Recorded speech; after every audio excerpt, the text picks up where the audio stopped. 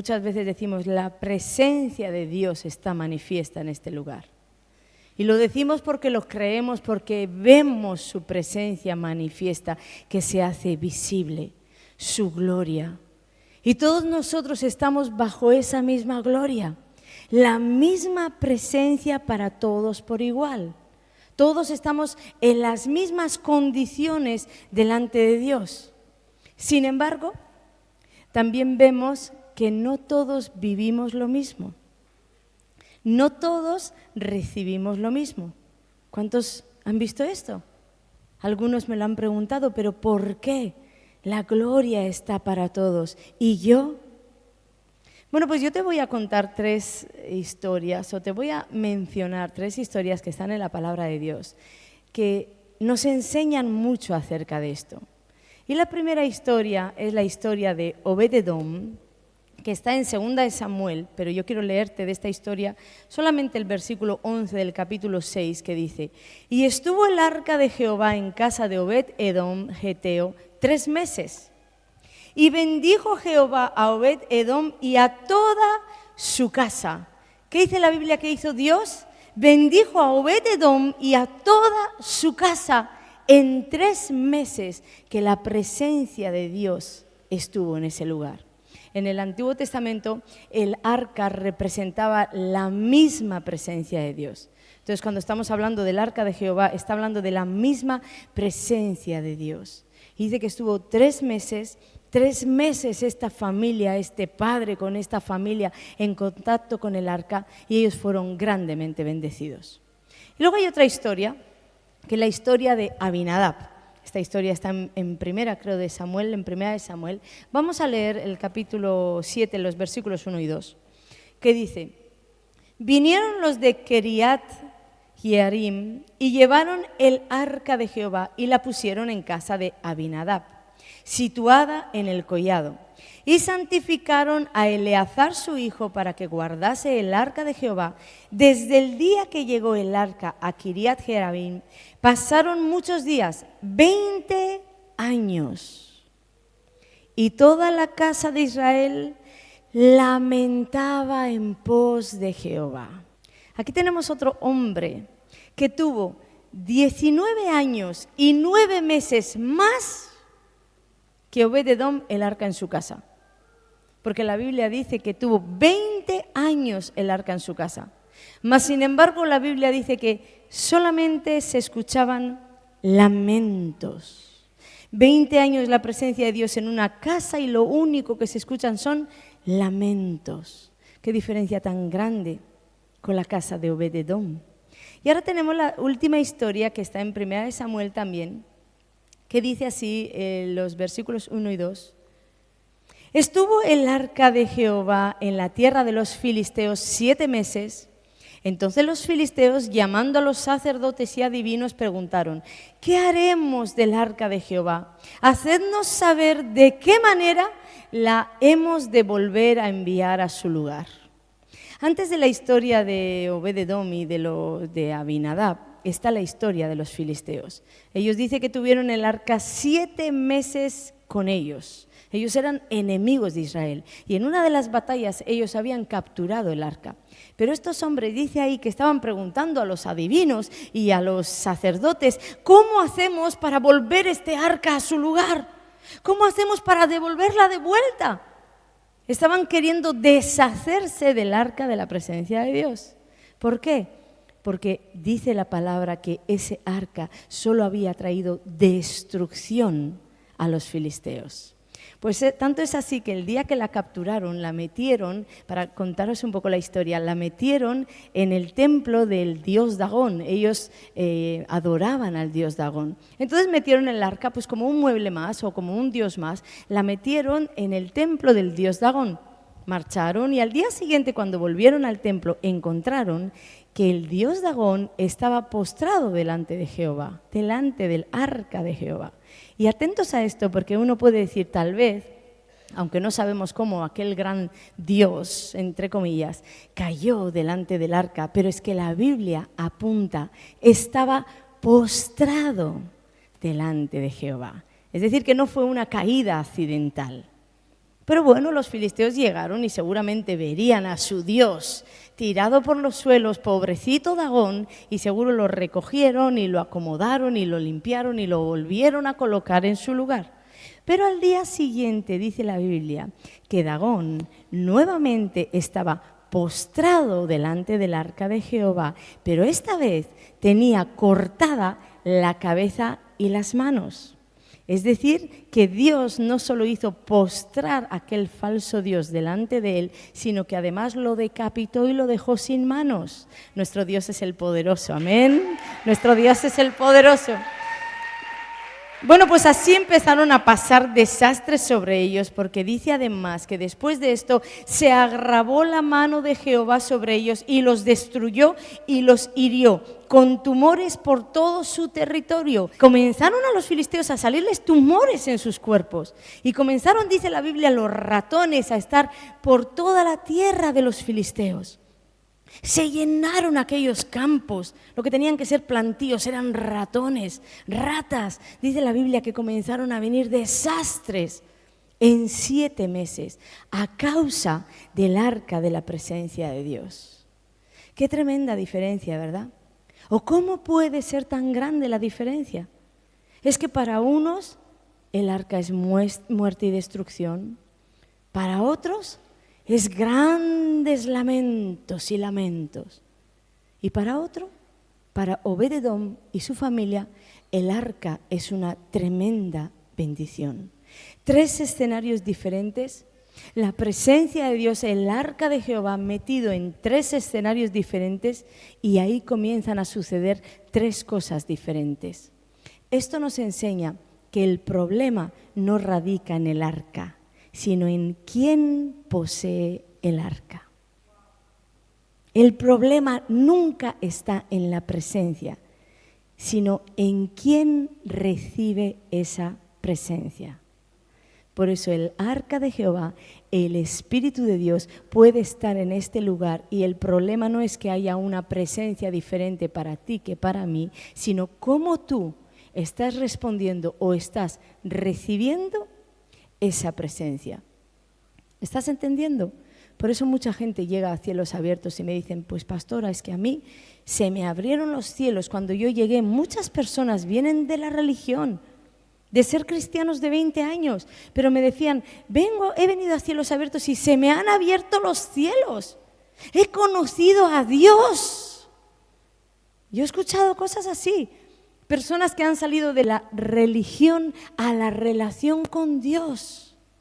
Y sin embargo, luego veo muchísimas otras personas bajo la misma nube de gloria, porque la presencia es igual para todos, al contacto de la misma presencia, teniendo las mismas enseñanzas, teniendo los mismos pastores, además de todo esto, sabiendo que Dios no hace acepción de personas. Entonces, ¿qué es lo que está sucediendo? ¿Sabes lo que está sucediendo? Que la diferencia está en el corazón del ser humano. La diferencia la marca tu corazón. Como te he dicho, la manera en la que tú estás recibiendo la presencia de Dios es lo que marcará la diferencia. En una de las batallas que se narra en Samuel, Israel aprendió a fuego que el simple hecho de que el arca de Jehová estuviera con ellos, de que la presencia de Dios estuviera con ellos, esto no les garantizaba ninguna victoria, esto no les garantizaba que el favor de Dios iba a estar para ellos. No era solamente estar en contacto con la presencia o en un lugar donde el arca estuviera y estuviera la presencia, era la sumisión de su corazón al Dios que representaba ese arca, al Dios o a la presencia que había detrás de ese arca, lo que marcaba la diferencia. Y esto mismo lo podemos ver hoy nosotros aquí. Mirar los filisteos, capturan el arca y 7 meses de desgracia tras desgracia tras desgracia.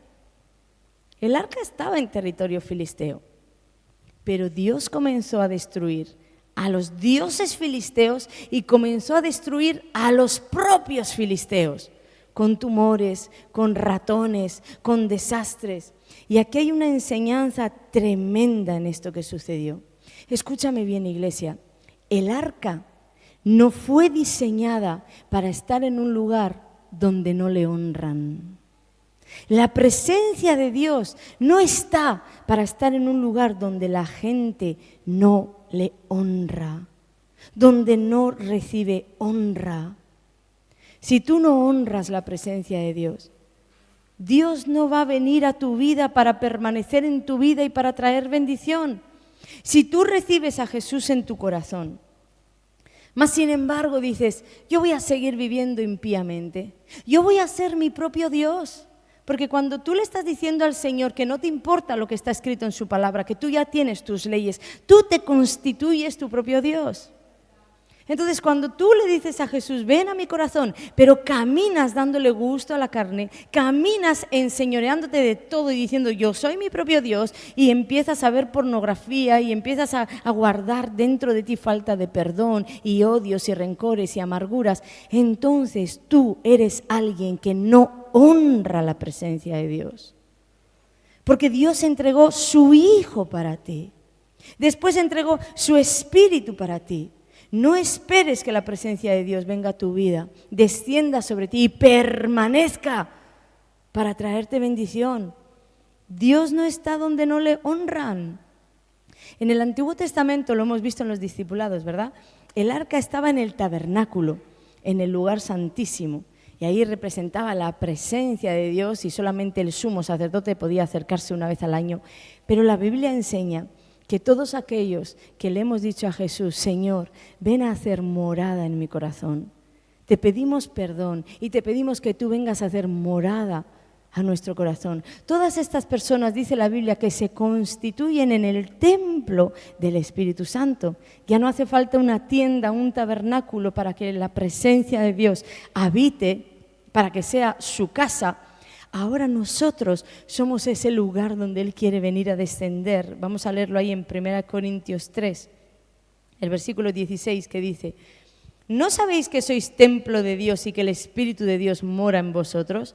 Si alguno destruyere el templo de Dios, quiero que escuches la gravedad de este pasaje, la gravedad de lo que está diciendo aquí. Si alguno destruye el templo de Dios, ¿quién hemos dicho que es el templo de Dios? Nosotros. Si alguno destruye el templo de Dios, Dios le destruirá a él, porque el templo de Dios, el cual sois vosotros, santo es. Su presencia ahora está en ti, pero debes cuidarla, debes honrarla, debes valorarla, para que no te suceda como le sucedió a los filisteos. Si tú no honras a Dios y destruyes su templo con fornicación, con chismes, con lascivias, comienzas a contaminar el templo donde se supone que Dios tiene que descender a hacer morada. Él tampoco va a querer honrarte a ti. Lo que va a tener que suceder es que se va a tener que sujetar a su palabra y te va a tener que destruir. No destruir para muerte y perdición. Sabemos que aún las maldiciones en Dios, los desiertos, las pruebas, todo ello en Dios es para nuestro bien. Pero eso no quita que vas a tener que sufrir. Porque estás destruyendo el templo del Espíritu Santo. Dios se te va a volver enemigo. La Biblia dice que en un momento de la vida de Israel, de este pueblo que fue escogido por Dios, que fue llamado por Dios a ser nación santa, eran su pueblo escogido. Y dice que en un momento de la historia, aquel que les protegía, aquel que les libertó, aquel que manifestado en una columna de humo de día y apariencia de fuego en la noche, aquel mismo Dios dice que se les volvió enemigo. Y aquel que les protegió, les amó y los guardó, comenzó a pelear contra ellos. El Antiguo Testamento es la sombra del Nuevo. El Espíritu Santo peleó contra aquellos que Dios mismo había escogido, contra el pueblo mismo de Dios. Tú no puedes honrar más con tu manera de vivir al diablo que a Dios. Tú no puedes honrar más con tus pensamientos, con tus acciones, con lo que hablas al diablo que a Dios y luego encima pretender que Él habite en tu casa. No se puede. Dios te ha dado una oportunidad, porque hoy hay tiempo y ocasión para que tú tomes decisiones. Yo sé que el Espíritu Santo hoy va a remover a mucha gente porque así se lo he pedido. Yo no voy a poder convencer a nadie, pero tú eres el que trae convicción de pecado a los corazones. Y yo creo que Él hoy te va a dar una oportunidad de cambio para que no seas destruido. Amén. Porque no es solo decir. Muchos de nosotros nos escudamos en yo ya soy hijo de Dios. Yo tengo el Espíritu Santo y cuando la gente está llena de dones todavía es peor. No, mira, yo fluyo en dones. Mira, te voy a decir que no es decir, no es creer siquiera que tú eres hijo de Dios y que estás lleno de dones y el Espíritu Santo un día vino sobre ti. También protegía a Israel, también vino sobre Israel y luego se le volvió enemigo. Jesús le dijo a los fariseos que decían, nosotros somos hijos de Abraham, a Abraham tenemos por padre. Jesús les dijo, vosotros lo que sois es hijos del diablo. Eso es lo que sois. Hay veces que uno no sabe quién es, cree ser. Es mejor que Dios hoy te sacuda para saber quién eres. Honra a Dios dentro de tu cuerpo, hónralo en tu casa, con tus bienes, hónralo con todas tus cosas. Y ahí yo te digo, te va a ir bien. No te estoy hablando de pruebas, pues la misma palabra dice que el camino en el Señor es angosto, ¿verdad? Yo no te estoy hablando de eso. Te estoy hablando de que todas las cosas te van a ir bien, porque su final va a ser la victoria total. Por eso te va a ir bien. En cuanto a la otra manera de vivir, los filisteos no honraron la presencia de Dios y Dios les envió tumores. Empezaron a salirles tumores. Las ratas se comían sus cosechas. Quiere decir que su economía fue destruida. ¿Y sabéis qué pasó? Que ellos tomaron racionalmente una decisión y dijeron, devolvamos el arca a su lugar. Vamos a deshacernos del arca, porque ha traído sobre nuestras vidas destrucción. ¿Sabes? He visto muchas personas que bajo el juicio de Dios, porque los filisteos lo que estaban era bajo juicio divino. Entonces muchas personas, muchos creyentes, bajo el juicio de Dios, en lugar de arrepentirse y decir, sabes, todo esto que me está sucediendo es porque yo estoy caminando mal, en lugar de eso, se alejan de Dios. Tiran la presencia de Dios, la hacen alejar de sus vidas. Saquemos a Dios de nuestra vida. Y por supuesto que nunca vas a escuchar a un cristiano hablar así. Voy a sacar a Dios de mi vida. Pero ya deja de venir al culto. Yo no voy más a la iglesia. Deja de diezmar. No, yo no voy a diezmar más. Deja de servir al Señor. Antes venía con alegría el primero a limpiar bancos. Ahora ya no voy a servir más. Alejan a Dios de su vida. De la misma manera que los filisteos. El juicio, la disciplina de Dios es para enderezar el corazón. Pero muchas personas, muchos cristianos, cuando viene el juicio, en lugar de enderezar, endurecen el corazón. Y se alejan del Señor. La misma historia que los filisteos, y esa no es la solución. La solución es rendir tu corazón, porque si ha venido un juicio de Dios sobre tu vida, es porque no has estado caminando bien. Dios no va a enviar un juicio a aquel que va derechito.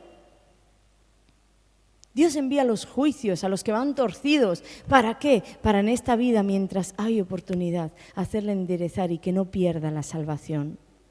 La salvación se pierde. No la vayas a perder. Bueno, y después de todo esto que te estoy contando de los filisteos, después de todo este algarabío que hubo, que estos hombres querían buscar sus sacerdotes, sus adivinos, para que aquel arca saldría rápido de sus tierras por la destrucción que había venido, pues ahí es cuando el arca va a dar a casa de Abinadab. Entonces yo supongo que Abinadab habrá pensado, ¿qué problemón me viene ahora a mí?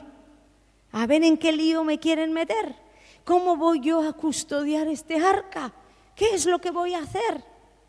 Y tal vez colocó el arca, alguna vez lo hemos compartido, ¿verdad? No sabemos exactamente qué sucedió. Sabemos que el arca estaba en su casa, 20 largos años en su casa. y que nada había sucedido en su casa más que lamentos y lamentos. Entonces tal vez ellos colocaron el arca. Yo cuando estaba con esta historia me acordaba cuando yo era niña, vivíamos en una casa que había 2 habitaciones, bueno, había 3, pero 2 toda la casa estaba acomodada, menos la habitación del fondo de la casa, donde mi madre tenía ahí una máquina de coser y algunas cositas. Y para mí aquello era como el cuarto del baúl de los recuerdos o algo así. Allí ni se llegaba. Y cuando hacía esta historia decía, Señor, pues tal vez te habrán colocado en un lugar así. Alguna vez yo entraba allí a jugar, pero era como un lugar que no se usaba. Pero la cosa es que tener el arca en la casa hizo que los hijos de Abinadab crecieran con el arca. Crecieran sabiendo que allí había un mueble. Entonces ellos jugaron ante el arca y corrieron con el arca, hicieron todas las cosas con el arca. ¿Y sabéis qué sucedió? Que la indiferencia que el padre Abinadab había dado a la presencia de Dios es la indiferencia que sus hijos heredaron en el corazón. Por eso, cuando David decide llevar el arca de vuelta a Jerusalén, ¿recordamos la historia? ¿Qué sucedió?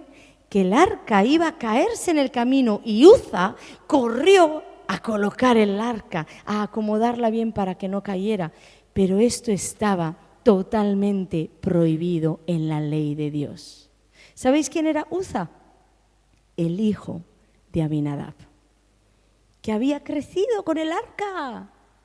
Esto trae familiaridad. Cuidado, padres, con lo que tú haces con la presencia de Dios. Porque si tus hijos ven que tú eres indiferente a la presencia de Dios, un domingo voy y otro no voy, y otro estoy cantando y otro estoy bostezando, y indiferencia.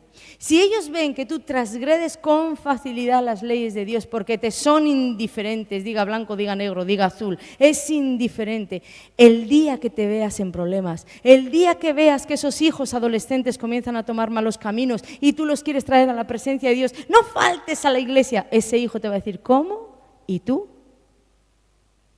La indiferencia se hereda. Abinadab cosechó la destrucción y la muerte de sus hijos. Uza murió.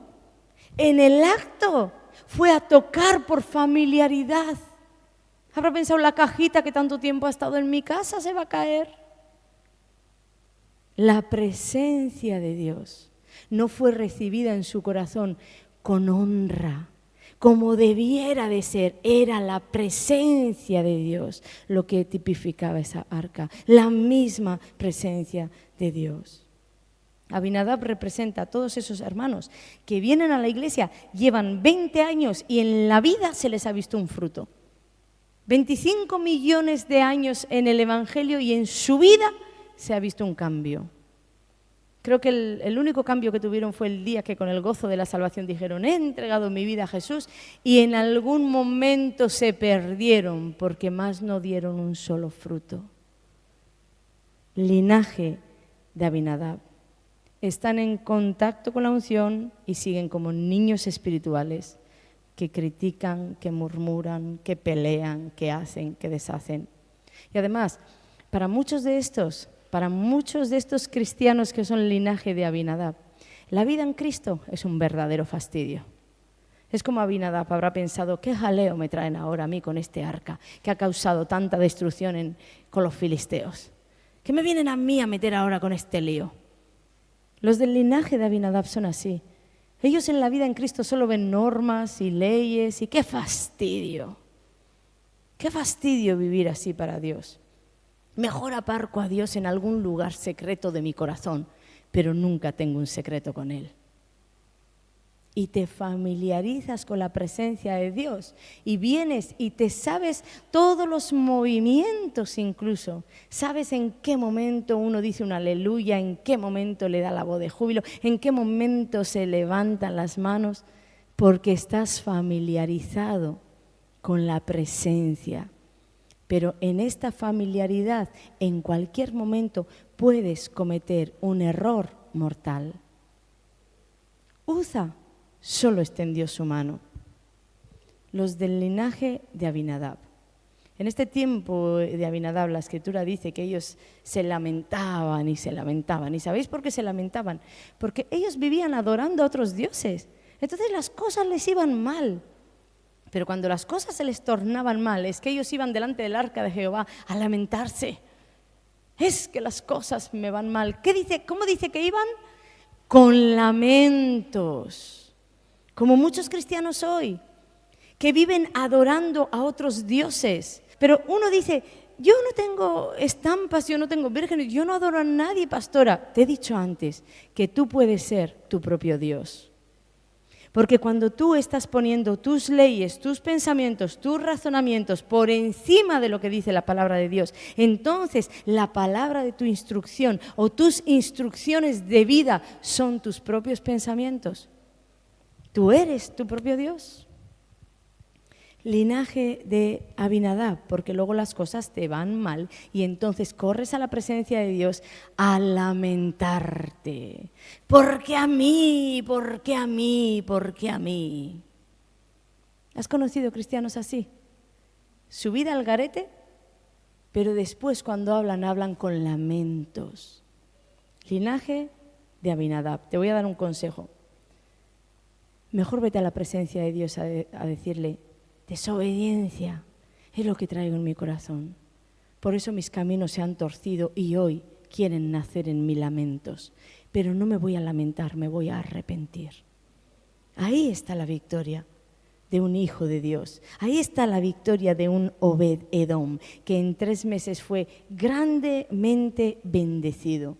La bendición de Obed-Edom fue tan grande, tan grande, tan grande, que en 3 meses todo el pueblo sabía que Obed-Edom era próspero y que Dios le había bendecido. ¿Sabéis por qué lo sabemos? Porque fue un muchacho de aquel pueblo el que corrió a la presencia del rey David a decirle: Obed-Edom, hay un hombre que fue prosperado grandemente a causa del arca que está en su casa.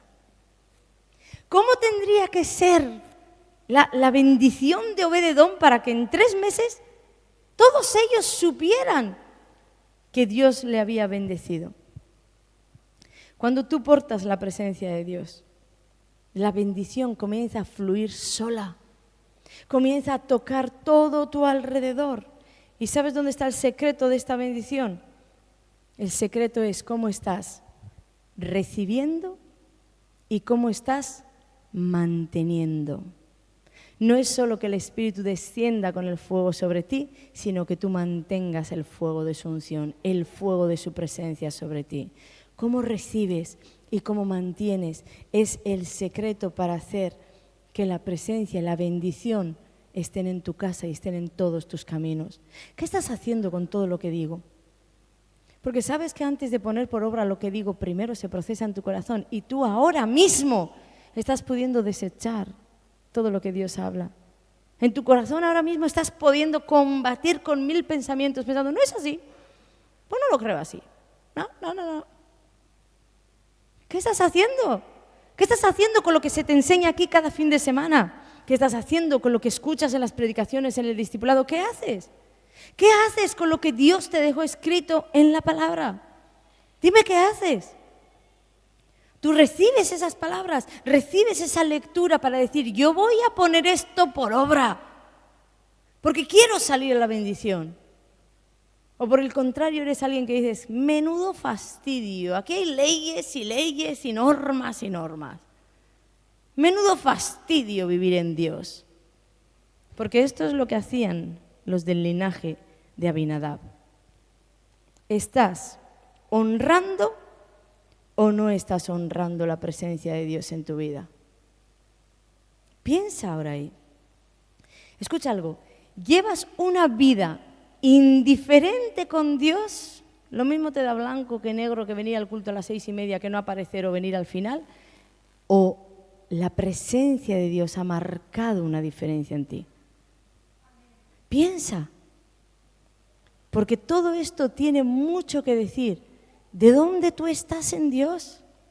Muchas veces decimos que esto es como un juego, pero es que la salida es para todos al nacer, pero la casilla de la meta Unos la van a encontrar en Satanás, en el infierno, en la perdición, y otros pocos la van a encontrar en Dios.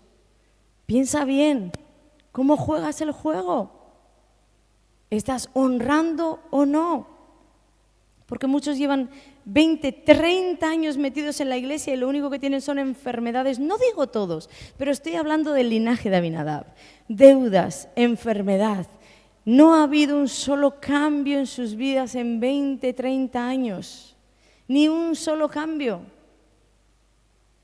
Siguen en el mismo evangelio de religión porque son indiferentes a la presencia de Dios. Y luego están los del linaje de Obed-Edom, que aquí entran estos que te digo, que llegan a cielos abiertos y en 3 meses revolucionan la iglesia. Parece que se lo llevan todo. Parece que Dios habla para ellos, parece que todos los milagros caen para ellos. Y tú dices, pero estoy en el mismo lugar, tengo los mismos pastores, escucho las mismas cosas, ¿qué pasa con esta gente?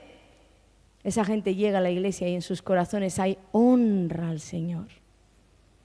Y Dios se vota por ellos. ¿Lo entiendes? ¿De qué línea eres? Piensa, ¿de qué línea eres? La diferencia entre Abinadab y Obed-Edom estuvo en cómo cada uno recibió la presencia, porque uno la honró y el otro le dio de lado. Entonces Dios le dio de lado a él. ¿De qué línea eres? ¿Abinadab o Obed-Edom? Te he dicho que hoy es un día de tomar decisiones porque, sabes, la bendición siempre está detrás de una decisión. A veces uno clama y ora y puedes ayunar y puedes hacer de todo, que la bendición que estás pidiendo, que la bendición que estás esperando, la bendición por la cual estás ayunando, está detrás de una simple decisión. Tú decides.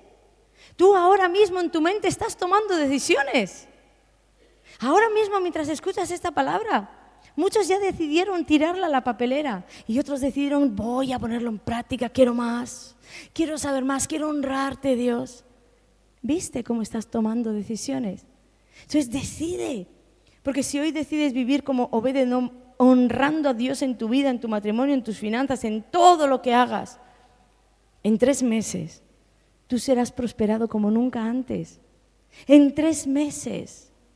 El Antiguo Testamento es la sombra del Nuevo. Y ahora en el tiempo de la gracia pueden no ser 3 meses, ser 3 días, 3 horas.